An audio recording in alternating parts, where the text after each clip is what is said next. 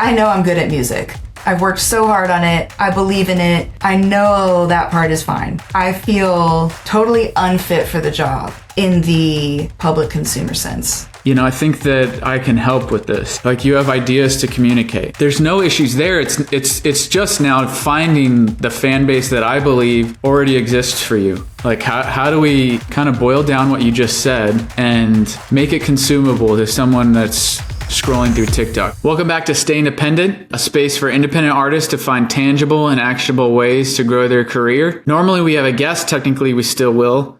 But today we're doing something a little different. Day to day, I have the privilege of helping artists create content strategy. I've been doing that for 5 years. And so taking what I've learned over those 5 years, we'll be conducting a content strategy audit on an artist who's preparing to release an ambitious new music project. This is a high stakes episode. Every time I do a content strategy session with an artist, it's high stakes to me. This artist is 7 years into her career. She's released over 30 songs. The threat is that that music won't be heard. More importantly, that the ideas, the values, the light that's driven her through all the effort it's taken to survive those 7 years and release all that music. The threat is that that won't be heard, that won't be seen. The reality of the music industry in 2025 is that vertical video is the primary way that artists are able to connect with new fans. Fans that already exist for them, they have to just find a way to connect with them through vertical video.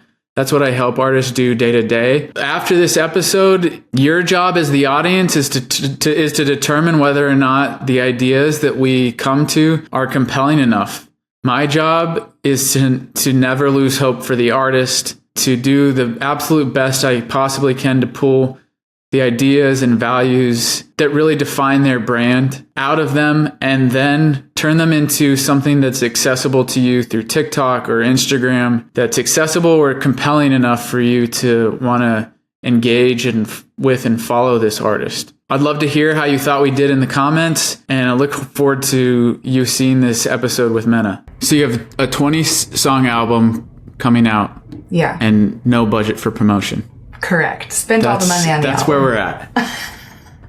And honestly, that's a tale as old as time, since 2020, I would say, and TikTok. Yeah. The Spotify algorithm is I think the expectation really is that you're able to promote it through vertical video. Like, that's kind of where the music industry's at. I feel like I did a good job. I did a good job, in my opinion, of feeding the Spotify algorithm the best I could with my single. I was pretty consistent for a few years. So then I took a year off, and now I'm just like, okay, baby, I'm back. Don't worry. And I'm going to feed it again. I feel like at least on the music release schedule, I feel like I'm doing okay as an indie. But absolutely. Well, how many songs do you have out? I'm probably going to almost double the songs I have out. But I have a lot. Okay. I have a lot. There's a large album worth of singles already out. Yeah. And a Christmas EP. Yes. All right, well, let's dive into what you want to say with this album cycle. I think the best place to start with that is, where have you been? What have you said in the past? Some of the most viral videos on the internet look like they were filmed with a potato. And so it doesn't necessarily, good content doesn't necessarily, I don't think it requires expensive visuals. If you don't have budget, that's okay. You have an iPhone. What people are looking to connect with online is compelling ideas. And you're an artist that already has communicated compelling ideas. What do you feel like some of those are? In the past, I think some of the ideas that I've communicated, in my opinion, whether they've been heard or not, is I think I was raised with an emphasis on the mental and spiritual life and a neglect of the physical self. And there's a lot of ideologies about the superiority of the mental and spiritual state versus the physical existence. And I think that's created a lot of rot and neglect in how we treat ourselves as physical beings interacting with each other in the world. So I've just been on a tear to enjoy who I am physically, and I want to export that full, flesh centric. Yeah. To use a like spiritually loaded conservative sort of like term, to just say like, yeah, I'm sorry, I'm not evil. Yeah. I'm not evil. Yeah. I'm not inherently evil. Wait. I feel like those ideas, because I also there's hot button words that you're using that I feel like are come from Christianity. Is that part of your past? Yeah. At least in the way that you're talking about it now. Yeah, I have like also a really massive, these are things I really care about and I want to sing about, but I also have a really massive hesitancy to like talk about these things in the social media space, because respectfully, like, I don't want to be like, I don't like want that to be the focus. I don't kind of respect other people in a way to like, I don't want to be a debater. I don't want to be a debater. You don't think they'll be kind with you? Yeah. That's totally it. I don't want someone to be like, fuck you, I hate you. But also, I also think that there are ways I've made money in the past that are tied to religious institutions. There are the ways that Nashville as a music business is run that's very religious, and I feel like I burn bridges and I create a lot of trouble for my personal life if I stand up and kind of like do what I need to do. Right. So I'm trying a little bit. This is why I moved here. Like I was drawn to Nashville and music, really. Nashville is a music city because I wanted to work with independent artists, and I wanted to see independent artists. I felt like independent artists have the best ability to they have the best, when you're signed to a label, you're kind of beholden to whatever their corporate interests are. If you're signed to a Christian label, same thing. Yeah. And maybe you agree with a lot of those values and ideas that the Christian label stands for, but you ultimately aren't able to like dive into like what can feel kind of dirty maybe, or explore things that like just aren't, they're like hush hush and we don't want to talk about them. It sounds like there's stuff like that you do. Like obviously your biggest song is Sex in Public, so that's not getting released by a Christian label. No, Sex in Public was the catalyst for not leading worship at a church. Okay. But I think I was asked to be my full self a lot in the space of the church as a worship leader, but becoming my full self in the best way I know how has taken me away from that. Yeah, right. Well, what do you feel like? Dive deeper into me so one thing that you said, I had you felt some branding prompts ahead of this. Yeah. You said, I'm fundamentally against the idea that humanity is superior to the natural world. And the idea that the mental self is inherently superior to the physical self. What does that mean? I think just like reclaiming, I think it started off as like reclamation of womanhood, female sexuality, gender expression, and that I just said like so much. I feel like that was like years of my life that I just said. Like it mattered to me to like get sort of jacked and cut my hair just because I'm not supposed to, that sounds so like, girl, are you kidding? Like we're in a, like no one cares. Yeah. But they do. Well, it sounds like you had an experience either growing up or in maybe younger adulthood that like made you feel that way. Like no one can take that away. Like, is that true? Like, I think do you feel comfortable sharing that? I think I felt not woman enough for a long time, and I think that there then was like the pendulum swing of like what does it literally mean to be a woman? I think that humans are meaning makers, so we've invented what that idea is. And I think that I was raised with an idea of that invention that I don't align with personally, and I think is really harmful to women and to humanity. So I think I started just from like a feminist understanding. So anyway, that just kind of expanded out to like seeing how we have a disdain for the chaos of nature. Even like I'm a gardener too, so like having my hands in the soil and touching plants, and only like recently becoming native garden pilled, where I realized how important it is for the health of hopefully revitalizing a sense of a forest system in North America. That like these little things in nature, like bugs and plants, really affect us and they really matter, and like we are also nature. Like Doss, my dog is nature, you know, like we're all part of it. Yeah that's where I am right now. That's where I'm learning and digging in now. So it feels like what I feel like I'm hearing you say is,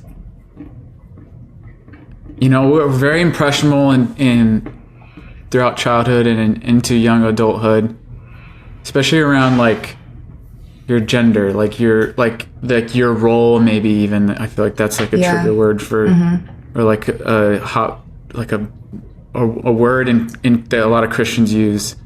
Like was kind of defined like a certain complementarianism.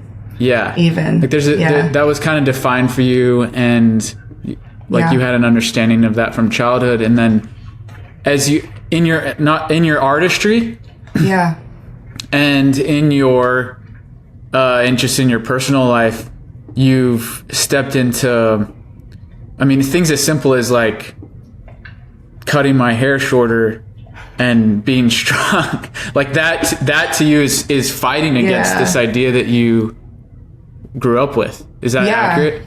I think like you're not supposed to cut long red hair. That's the worst thing you could do. Like as a redhead, you're like fetishized, you know? And so cutting your hair is like, everyone acts like it's like stealing from the greater good, stealing from the world. And you're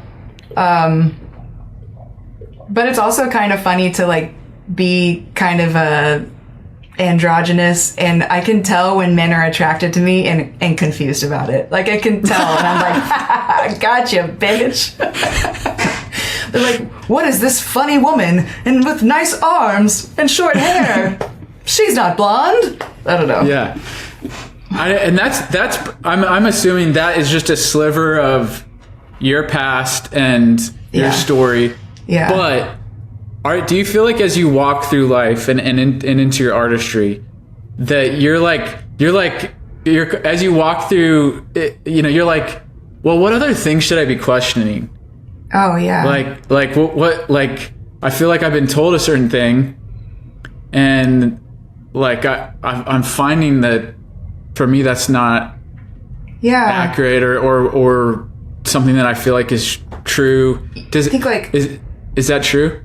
Yeah, like another aspect of like personal development or things. Yeah. I mean, another way that I talk to my brother works out a lot, and we talk about this because I work out a lot now, in like an addictive way probably, but I used to be not athletic. Yeah. Like I don't know why. What? I can jump really well. It's like a natural, like I'm not athletic. I can't catch a ball to save my life. But like it's interesting of like, oh, I was a non-athletic kid, I was a musician kid, and I did like PE in a book. Like I didn't even like do PE. So like I was not athletic, and now I can do like little local competitions in place. Yeah, right. Like that's made up. That's a made up story about me. So it's just fun to like change all that. Yeah. How is there a connection between that and some of the things you mentioned about like from your branding prompts, the things that you shared before? You said, I'm taking what I learned and figuring out what activism and quote unquote leave it better than you found it actually means to me. I want to improve this place in a way that aligns with my values and the natural way of being, primarily through urban forestry and environmental ecology. So there's this there's this idea that you've for a lot of your life accepted things as they were one way, and are like, wait, what? Like, wait, I'm actually athletic. I've accepted that I wasn't, but I am. Yeah. And now are you applying that almost that lens now to the environment? Do you feel like that's true? I mean, I think I was raised to like be like pretty dismissive of it. I also think I think that like activism and like microactivism, you have to find something you actually give a shit about and something you enjoy doing. And like, I'm not gonna go be a big brother, big sister. There's so many things I'm not. I don't know. I love gardening. I love the earth. The earth is really healing to me, and being outside and like doing some gardening in between everything else has always been positive for me. So that's where I feel like, you know, I don't have a lot of resources, but I can, like, gardening is I can figure it out, you know? Yeah. Yeah. Why do you feel like it's important to you? And one thing that's cool about this is like, you're not like pushy with this, or you're not like judgmental. You're really more so, it feels like to me, taking ownership over just what you feel like you can impact in even your little square of East Nashville. That could be like the like bootstrappy upbringing and the like personal responsibility type of thing. And I do like, also I'm very introverted and I really like to be alone.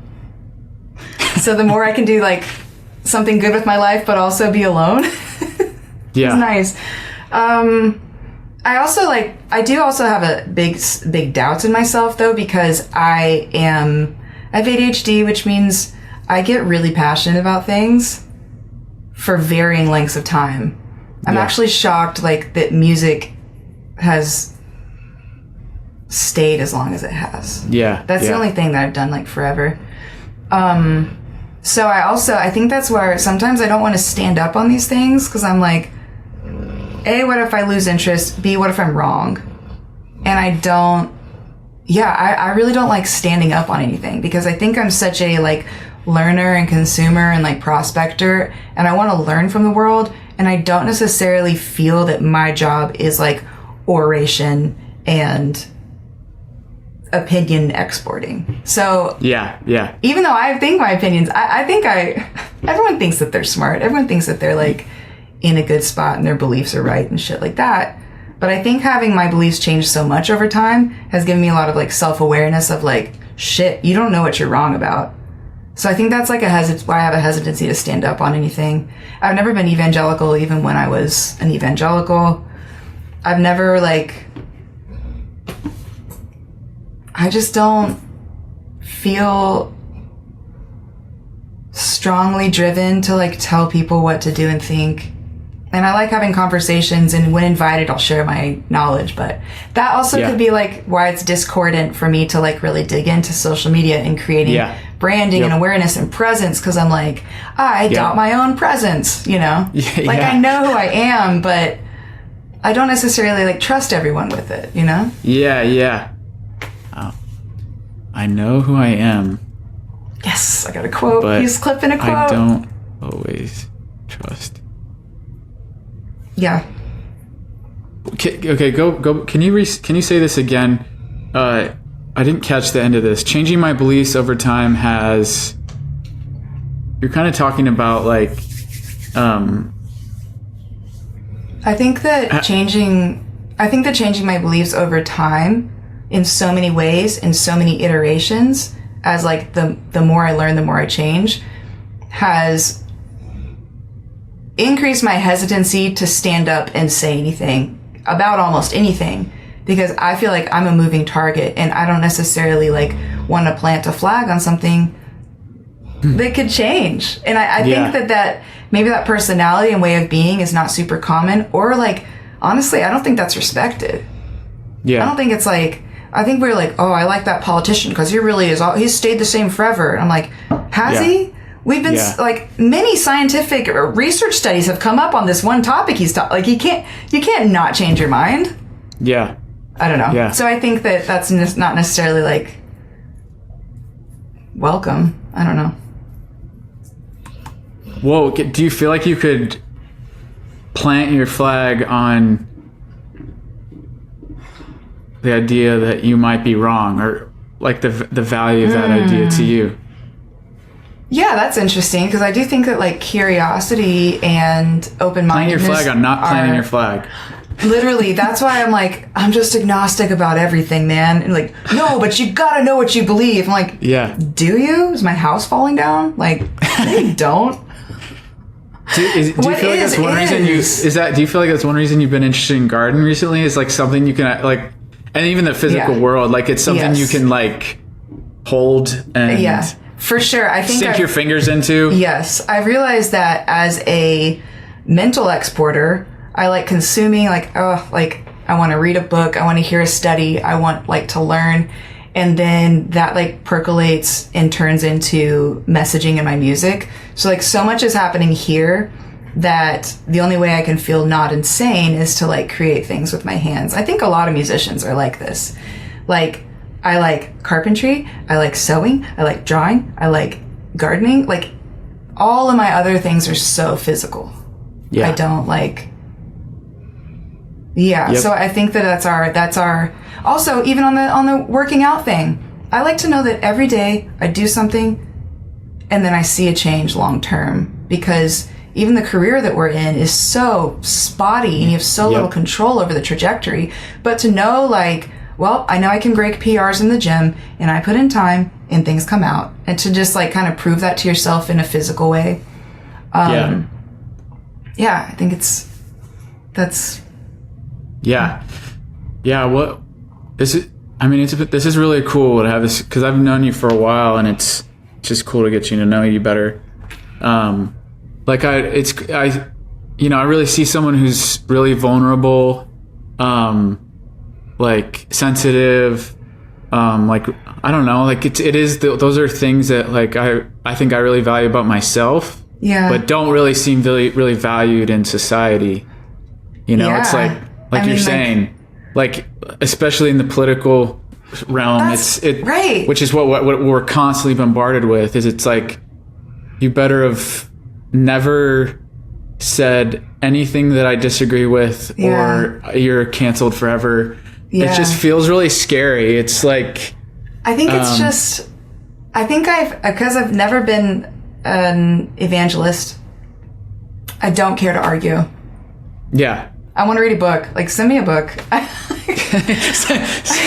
send me the book you want me to read. Yeah, and then I'll rip it apart. Use it for kindling. Tell you how all the argumentation is busted. But I don't enjoy, like, I think I don't want to throw my hat into that ring. Unfortunately, everything that matters is politicized. Yeah.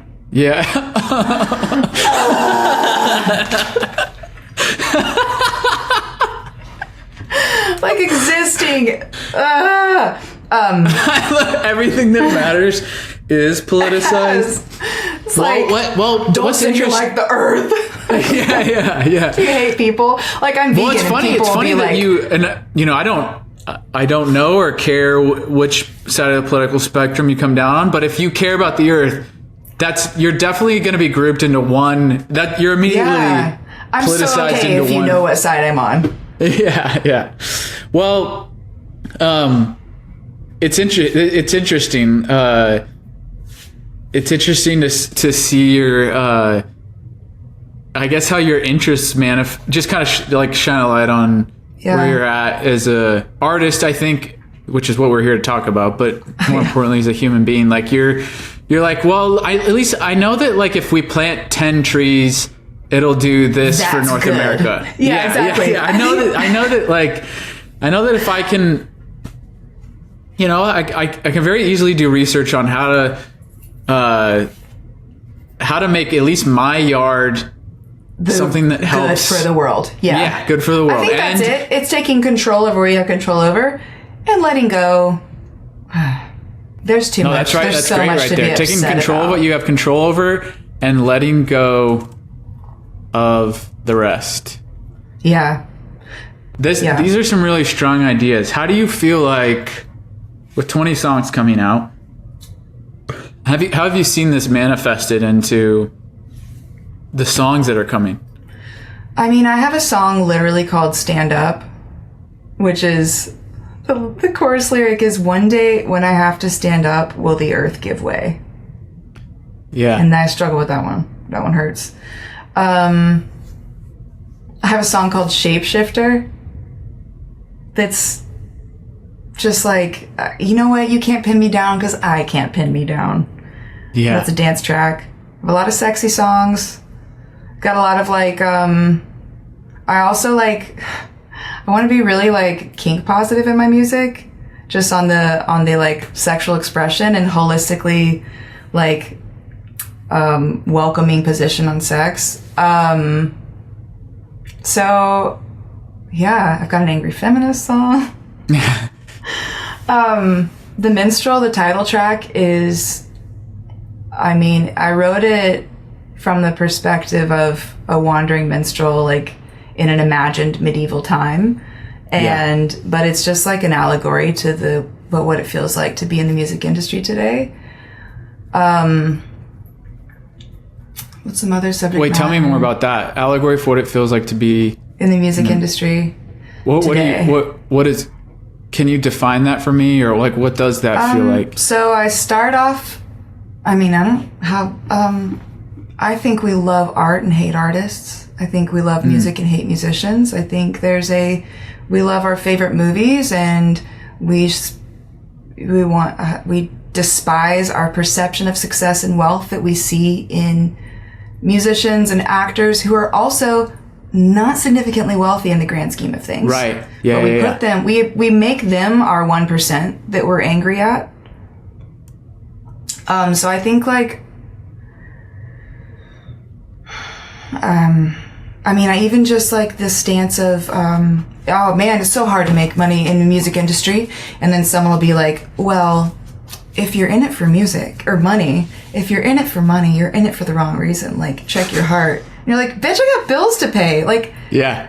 I think that like in enforcing poverty on musicians, your music is going to be made by people who are really stressed out. And that's not good. Or your music is the successful music is going to be made by people who are independently wealthy because they can afford it. Yeah. It'll centralize around sort of like nepotism and people like, that have yeah.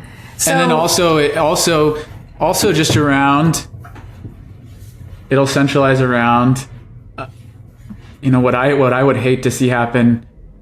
I mean, there is a big like kick against this in country music, because it like there's the bro country era music, like the 2010s, that like corporate country, that's what they shoved down people's throats, and the fans revolted. What happened as a result, I think, was artists like Tyler Childers, and then like a lot of artists all the way up till, and then Zach Bryan came, and he's kind of been the biggest expression of this. And now he is signed, but it's like just like independent music, independent thought and ideas. I don't again, like, that's not, fans don't want corporate art. They want free and independent. Well, have I got a record for you? So the Minstrel talks about that. And then let's see, is it the second?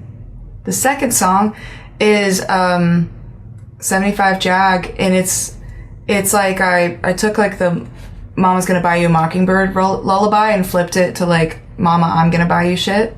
So it's like an aspirational, like, I want to take care of the people I love song. So it's interesting. I hadn't thought about the fact that the first two songs are so career focused.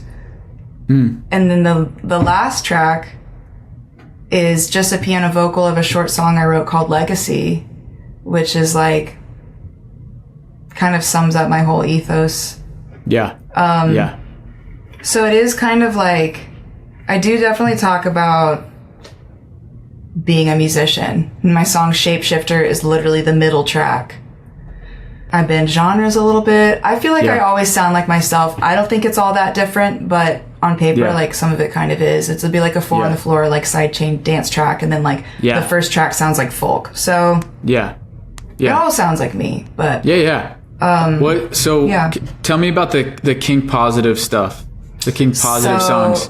And what I'm mostly interested in you don't even need to necessarily name them, but like with the context of what we've talked about so far,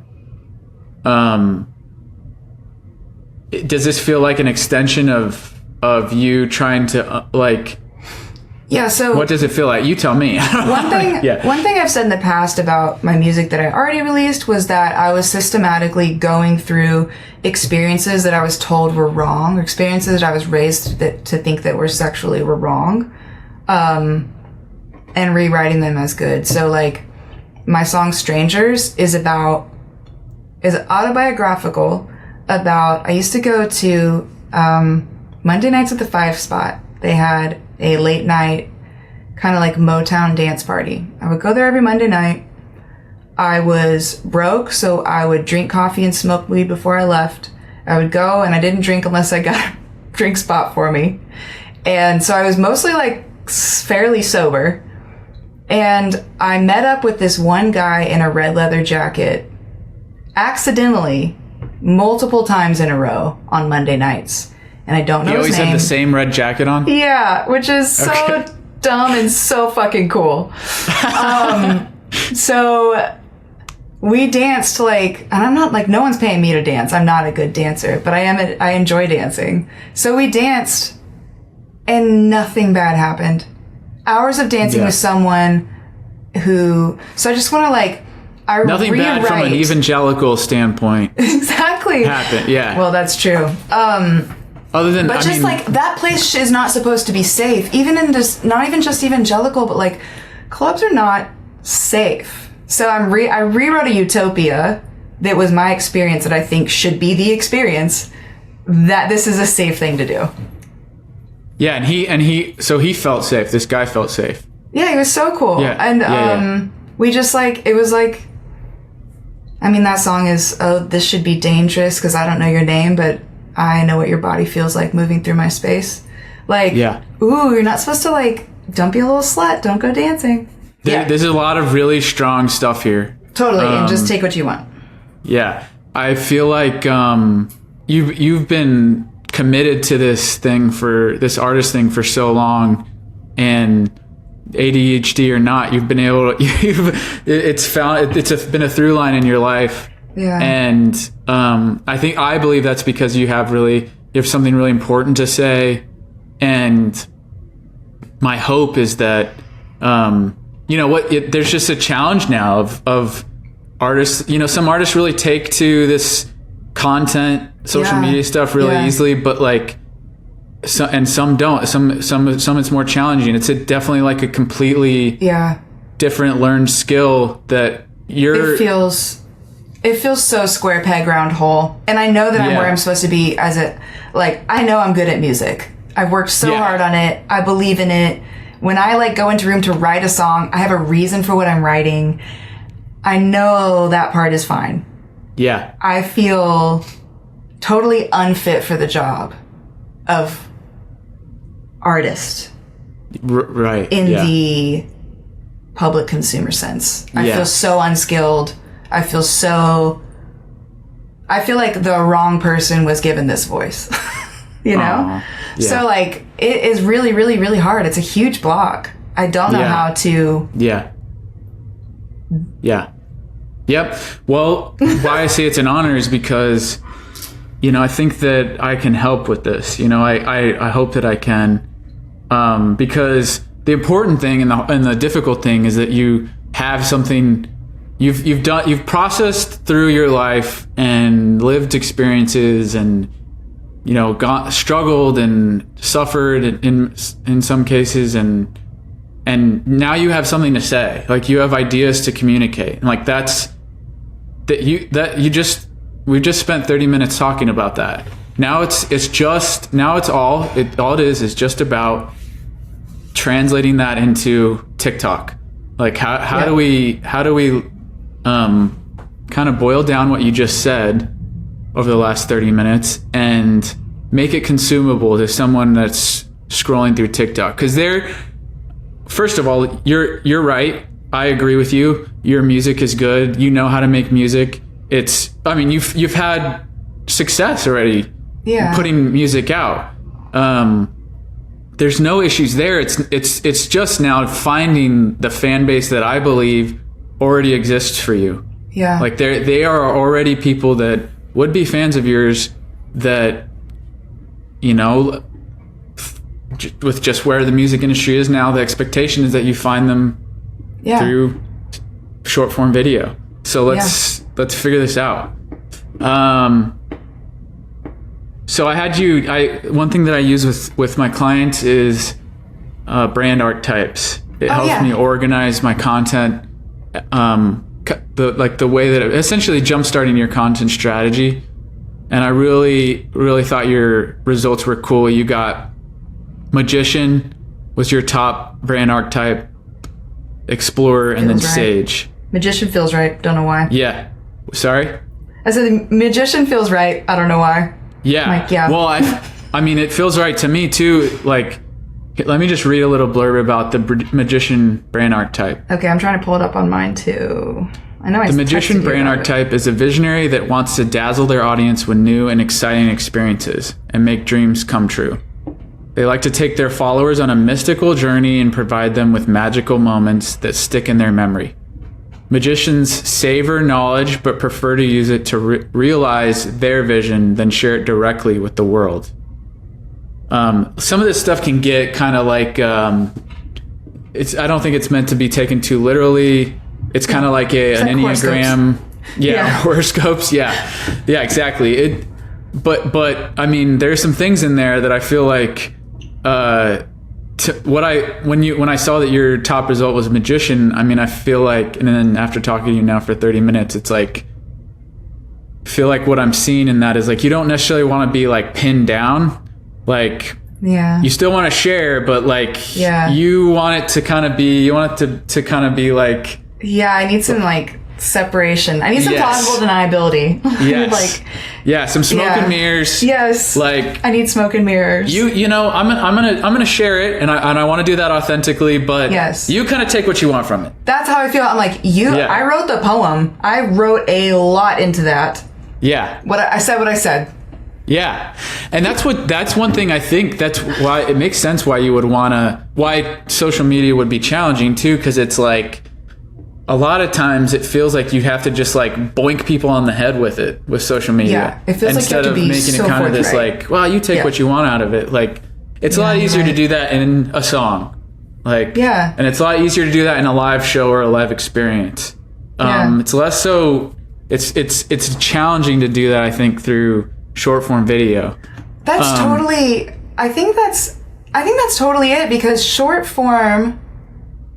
I'm promoting a song. The job of the short form hook is to tell the audience how to interpret the art, right? Yeah. And that feels, maybe that's it. That feels so backwards to me. Yeah. But so I have to retool that, how I think about that, to make it not feel wrong. I think it can flow all in the same direction. I think that I like to say that like there's a space for everyone on social media. Like there's more acceptance to that idea than ever. I feel like in clients that I talk to, when I first started, there was one perception of TikTok. It was like where kids got on and they danced. Yeah. And so like if I was talking to like an older client, they're like, I can't. There's no space for me on TikTok. But then there's an awareness now that you like, all right, the algorithm's going to bring me stuff that I want to connect with. So I say that all to say, like, I don't think you have to do it like how you've necessarily seen it. Like you can, I think there are people probably, and I have a couple ideas in mind that are like, we can kind of look at. Yeah. Okay. Yeah. I love that. One trait of a magician archetype is transformational, imaginative, idealistic. I feel like these are things that you've described to me. Mm-hmm. So interesting. I'm going to share my screen with you now. I have a master database of content formats that I use with clients. Please don't make this go viral. Sorry? Said, please don't make this go viral. Yes, that's a hook that I thought was interesting. They're all tagged with the 3 core principles that I or the foundational elements of my content service. Okay. One is consider your brand, which we have done now with you taking the archetype quiz. The second is create value-driven content. So all content should entertain, relate, inspire, or educate. Okay. Earlier you said, to push back on an idea that you said earlier, you said, I have to get on and promote this song. And that is something that I feel like I fight every day with artists. Because, well, you are, like we can be honest, like that is what you're doing. Yeah. I think the best way to do that is by providing value. It feels like a little backwards and like like you're waiting for it to kind of come back to you. But the way that you build an audience is by providing value on the internet, and a value around a specific niche, and that should entertain, educate, entertain, or inspire. Or educate, entertain, relate, or inspire. The third idea that I build content strategy around is that it should be balance between music content, audience connection content, and brand defining content. Music content kind of speaks for itself. It's competitive ways to get your music out there, value-driven ways. The second is audience connection content. This isn't necessarily music forward content, but it kind of like presents the ideas that you've shared with me today in a way that's like, hey, like here's a space for this. And it can kind of be, that's where you can, I think, really have viral moments as well and set up success for your in the way that the algorithm approaches your page. Like it's like, okay, well, this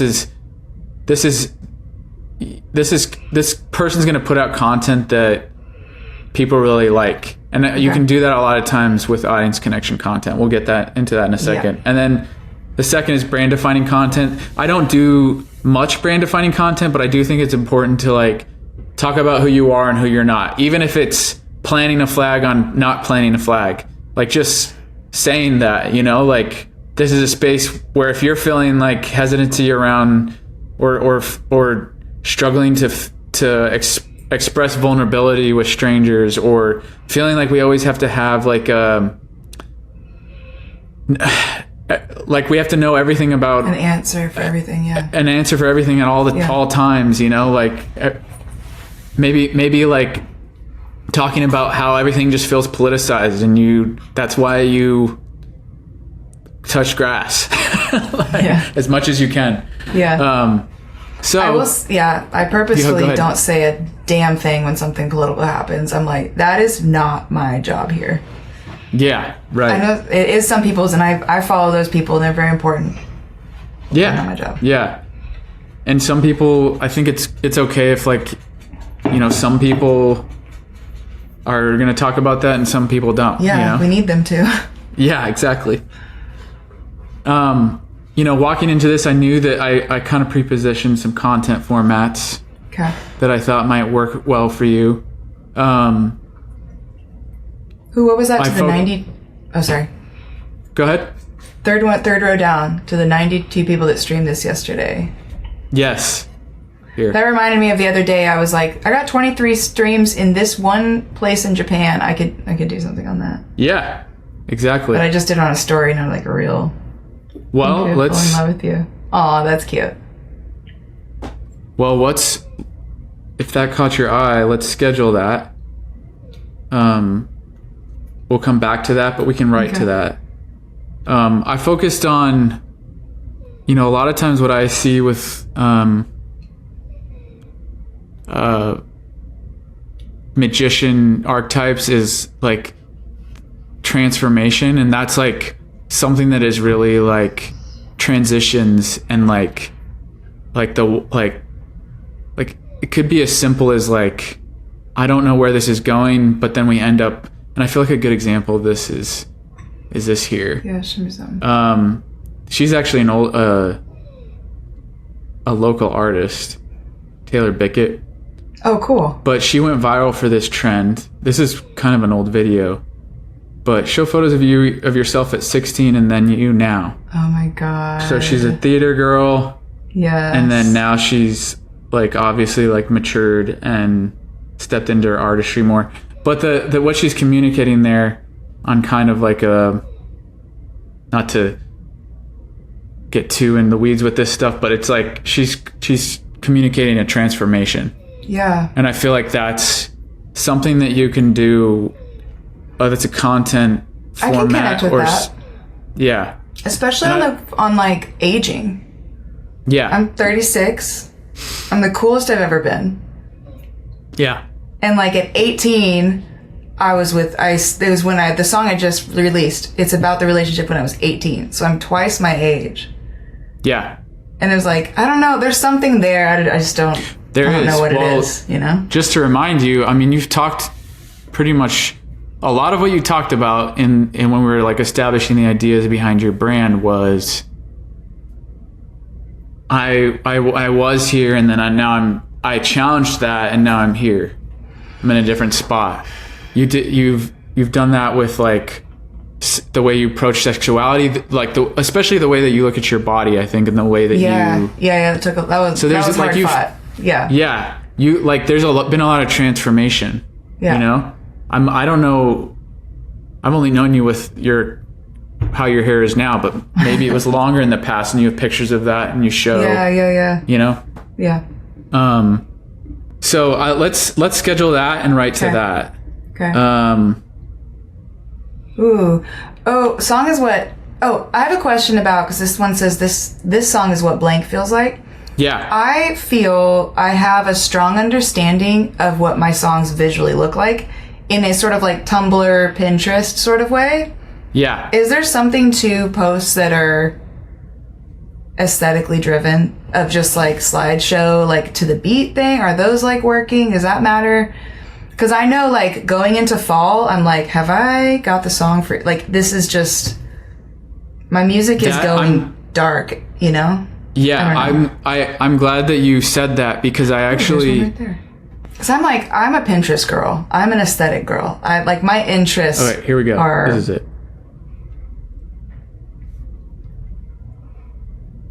There's no way this is real life. Aww.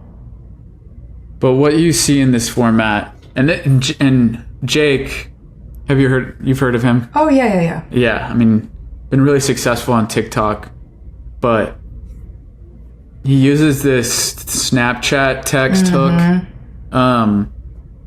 to set up what's coming, but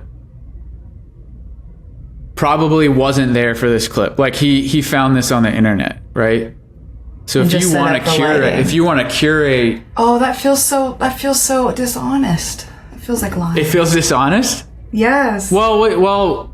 I'm not saying it feels wrong. that's my. Do you know what I mean? I think that's another thing for me. I even feel bad whenever like I'm recording vocals or I'm doing a thing where it looks like the song's already recorded, but I'm trying to recreate when I came up with the idea to do the vocals I did. And I feel like weird that I'm actually not I don't know. Yeah. No. Dive into this. I know it's not. Well, like, dive into this. I've watched a lot of people who will, it looks, and also maybe they're lying too. Maybe everyone's lying. But I will follow people that do like loops. They do the like vocal layer loops. And I'm like, I already recorded the song. I'm not going to learn. I'm not going to buy the pedal. I'm not doing that shit.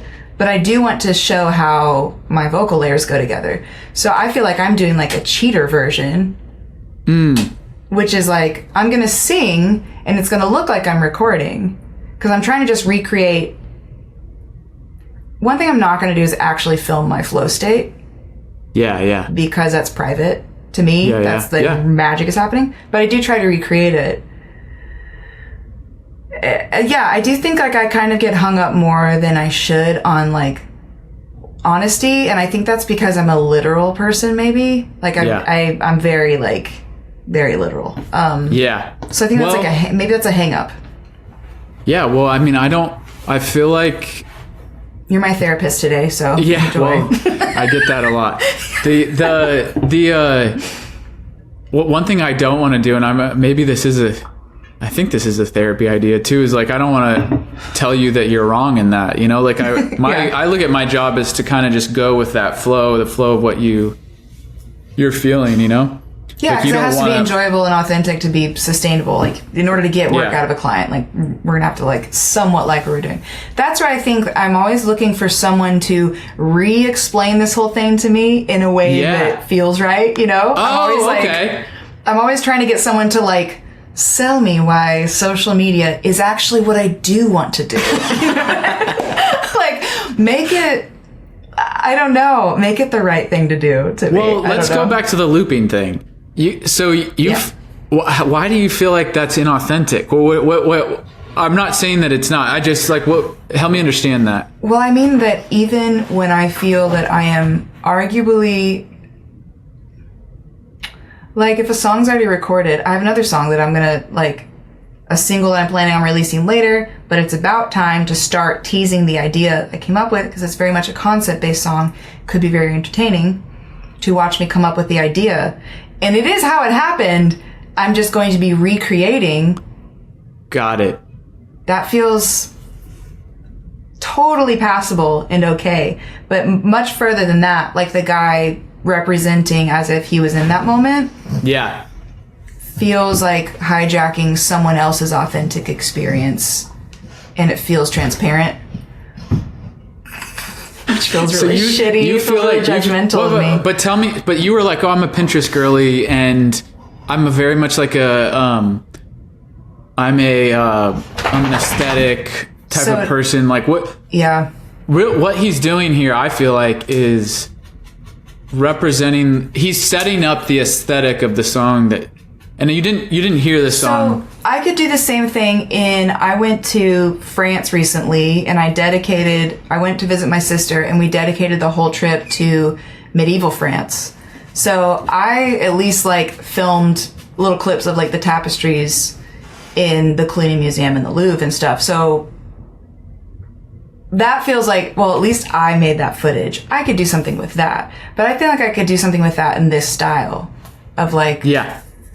Or the other one, I guess. The other one was try to make a song that felt like this. Yeah. Well, what I like about this, and I think the reason that I saved this format initially was try to write a song that captures this aesthetic.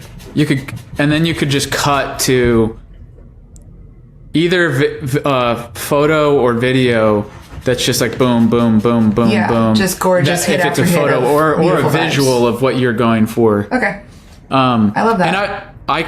And I think it'd be okay if you were try to write a song that captures this aesthetic, and would you feel opposed to using footage that you found of some sort of I don't know why this is the first thing that came to my mind, but what's that restaurant, the medieval restaurant that everyone goes to? Have you seen that? No. Medieval Times. No, I would be okay with that. I think I'm totally okay with, I think if I'm saying, that one tried to write a song that captured this aesthetic. He does flip the camera he's at the beach or whatever. I think that I could just be oh, I was inspired by other people's visuals. That feels honest. So really what it was about this format was pretending he was there. Pretending that he was there. Yeah. Oh, okay. So it's just this type of stuff happens all the time, and I love that we're gonna have these moments captured with this format, this episode style. But there's it also feels so judgmental. See, I'm planting my flag on being that's cheesy. Well, it's cheesy for you, and it is cheesy for me. Yeah. But hey, I'm not popping off on TikTok, and he is. But he also, successful. He's filmed a lot of stuff that is very staged, you know? Yeah. I think people, just so you know too, you stand by what feels right to you, but people are okay. They're fine with it being staged. They're not taking it that seriously. I think a lot of this stuff, they're kind of just he did one of these where he's one of his most viral videos, Jake's, was showing a new song I wrote to my piano teacher or something. And was he the yes. Is that his song? Oh, yeah, fuck and yeah, then that song went crazy. He would do these jump cuts to her face, his face. I don't believe that was like, I believe that was staged. You know, I do, as a content guy. Joss, what are your thoughts? But obviously millions and millions and millions of people were like, all right, well, whatever, you know? Yeah. No, and I wasn't like mad at him for that. Yeah. All right. So this is kind of the first step of all this is like find content ideas that are positioned in a way that like feel like you don't mind doing. Like we talked through like two very similar formats. And if I just threw both of those, if I threw this Jake format at you, you would have been like, no, I don't want to do it. But if we slightly nudge it like into that other, it's a very similar idea. But then I think if it feels authentic, like that's one of the biggest blocks that I've seen with artists is like, they don't want to do it because it feels inauthentic to them or like it's stepping outside of who they are. Yeah. So it's really important, I think, when you're creating content strategy to position your strategy in a way that, and the way that I do that is through archetypes. Totally. And so you would have thought as a magician, I would have liked the smoke and mirrors, but I didn't. Yeah. Well, that's you kind of do. All right. Let me see. Okay. Yeah. Okay, this will be an audience connection one. The answer to my problems probably isn't. Oh yeah, I can do that. Okay, like immediately yes. The answer to my problems probably isn't a taxidermy cowboy squirrel, but I better double check. No, that's great. Okay.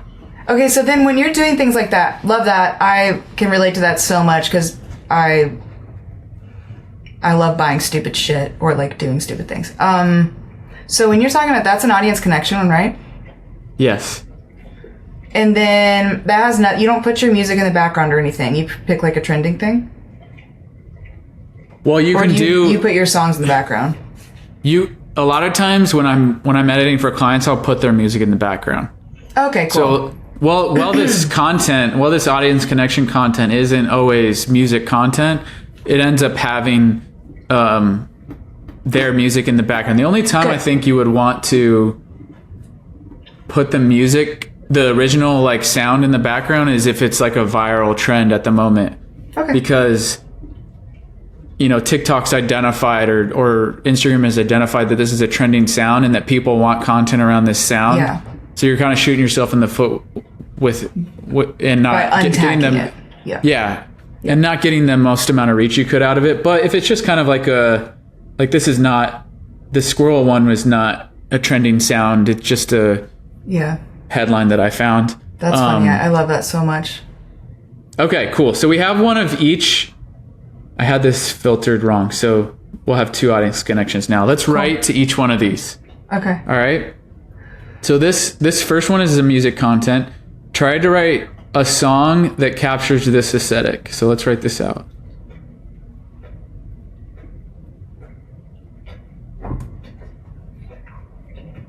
Miss the S.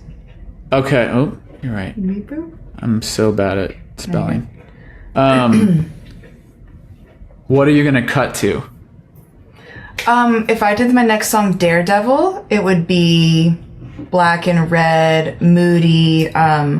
Man, I got Pinterest boards for all of this, for sure. That's what I'm saying. I do love curating. I've curated a lot.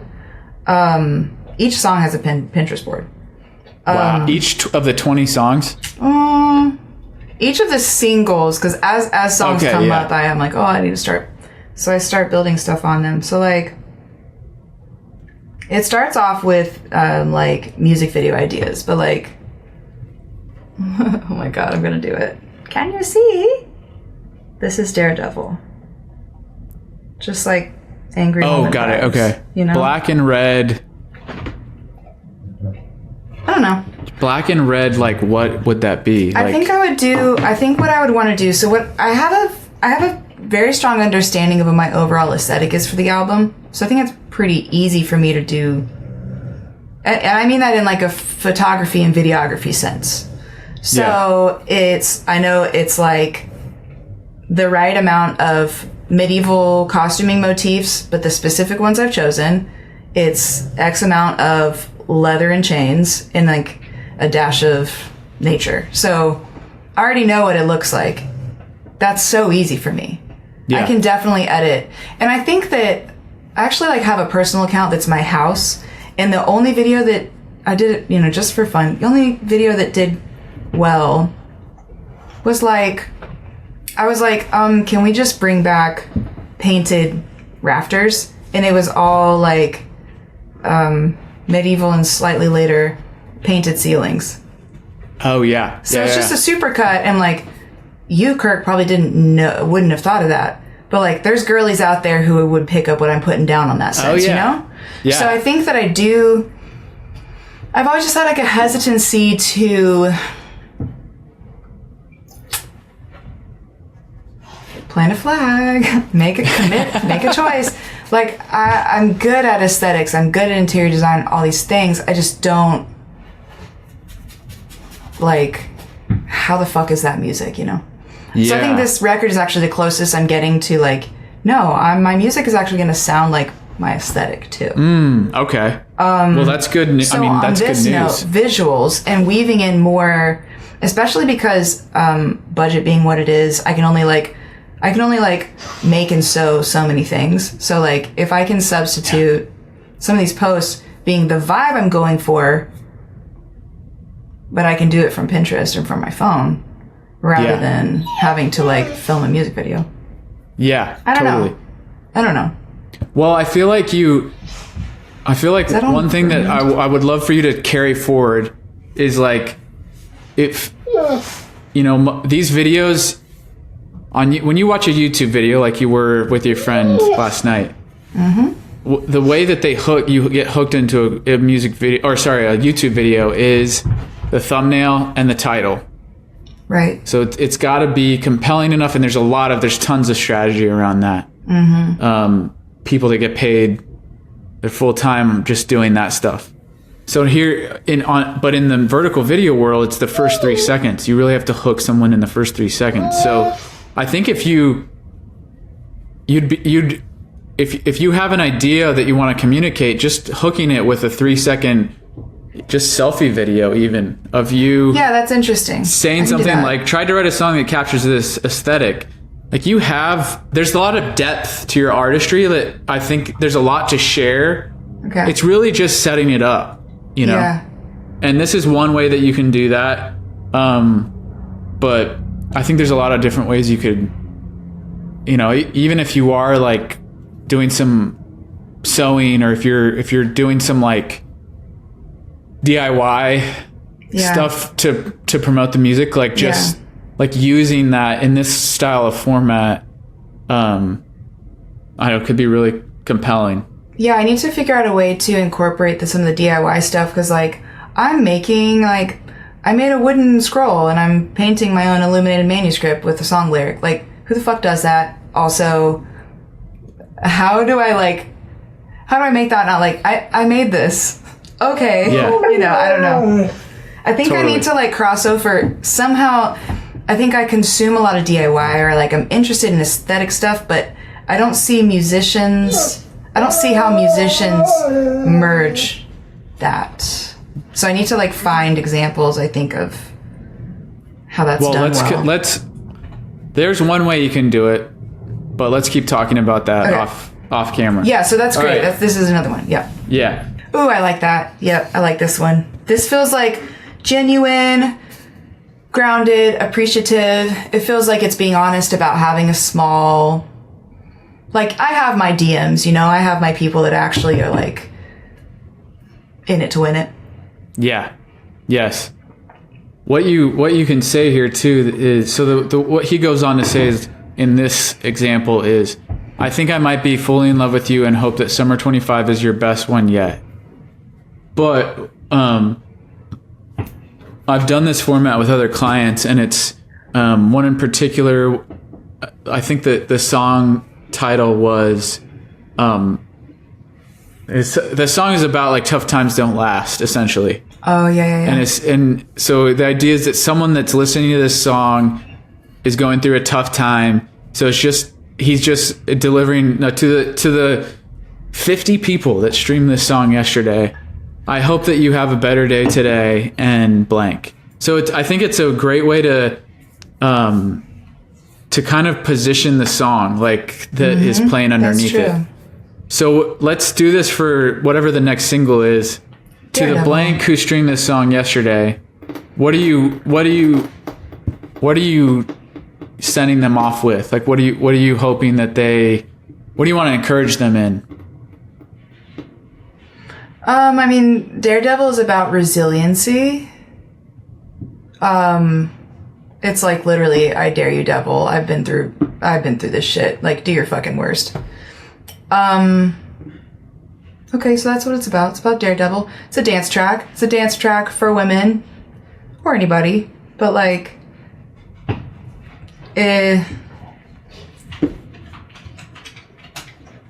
what's he got? I believe you have the resiliency. Okay, yeah. So like, find a pithy or a sweet like truth to tell them. Yes. Okay. I'm trying to think of like a friend who would love Daredevil. Yeah. I mean, I think Daredevil is like, you're a badass, and I don't know. I know you have what it takes to get you through today and actually go like even further than you think. I don't know. Something like that's perfect. That. And I know you have and even further. What did you say? Like and go even further than you think. It's yeah, I could dig into this one.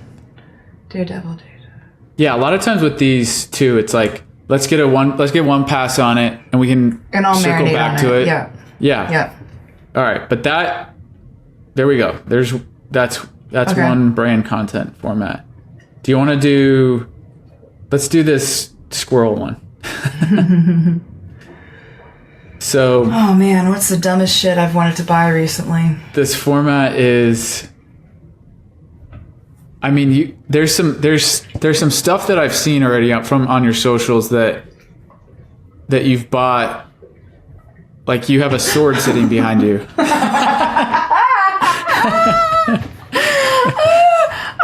Yeah, I know that. What is it? I know the answer to my problems probably isn't an accordion, but I better check. Let's see. I bought an accordion. I'm borrowing a sword. I guess I can lie to everyone and pretend I own it. Lute. I bet the answer to my problems probably isn't my. I bought that lute for the record. It's not even on the record. Probably wasn't but it inspired me. What kind of lute is it? It's like a guitar lute. Yeah, I think of more flowery words for that. Yeah. Or like. This one actually, right next to the lute, the answer to my problems probably wasn't a dismembered or a bust of a dismembered man, but I better find out. That kind of goes with the angry feminist vibe too. Yeah. And that's my favorite thing I own, I think. I love him. He's right there. Okay. The answer to my problems probably wasn't the bust of a dismembered man, but I had to double check. Yeah, that's great. And then I can be like carrying him. Yes. Oh, that feels like lying because I already own him, but they'll get over it. Okay. The answer to my problems probably you already own it. Well, you're not really saying. I know. In this example, they haven't bought the taxidermy squirrel yet, but no, for sure. I'll find some new shit. I mean, currently the answer to my problems probably isn't like a 100-year-old iron gate. Like that's what I want right now. Don't worry, I've always got something I want, and it's always fucking crazy. Yeah, I really want an iron gate. Okay. All right, let's keep talking, but to close this out, we'll keep talking off episode. But to close this out, I hope what you and others can take from today is, you're such a talented artist. You have what it takes to be wildly successful, and really, it's just about pulling the ideas that are already inside of you and connecting them with the fans that already exist. Yeah. So it's and we're gonna do that as authentically as we possibly can.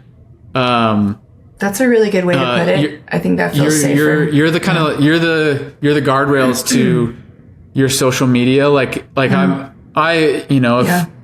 I would never want to force you to or push you into a content format that didn't. But there, as we saw today, just a slight pivot on a headline to a format can change the way you feel about it and make you feel confident to post it.